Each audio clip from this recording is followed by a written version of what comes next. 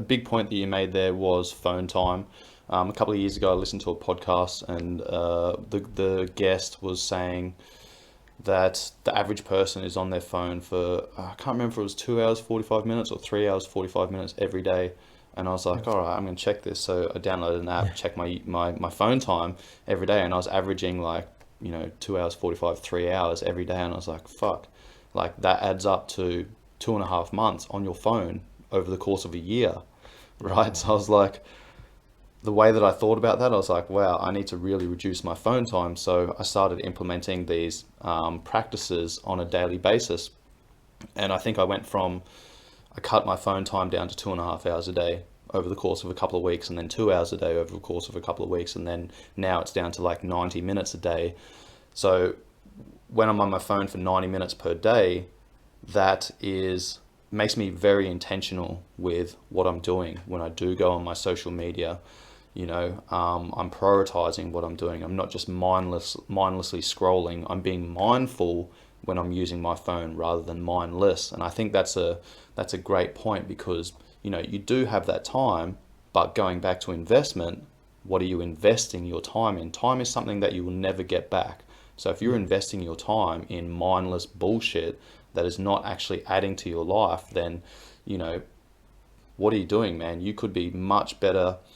You could be investing that time in something that's going to contribute to your life. So yeah, maybe you watching YouTube, but instead of watching some random bullshit, maybe look at your YouTube channel or my YouTube channel. I've got like training sessions.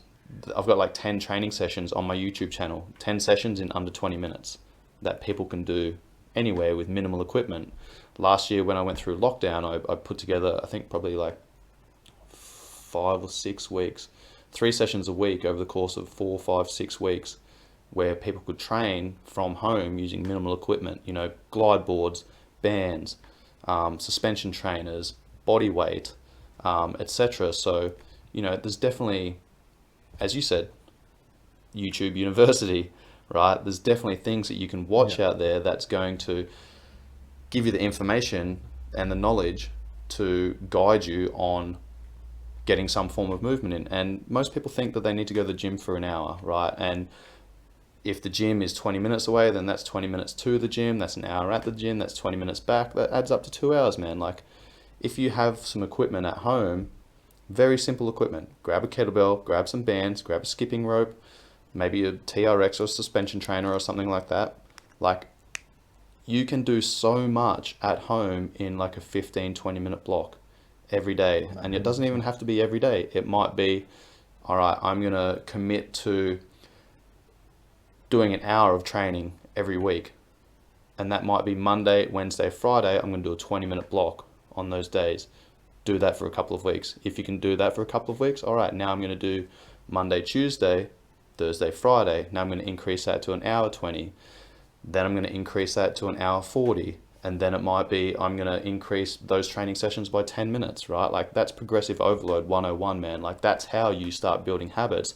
That's how you start creating consistency, is choosing a target that you can reach, but is also going to challenge you. And then once you can hit that target, then you move to goalposts.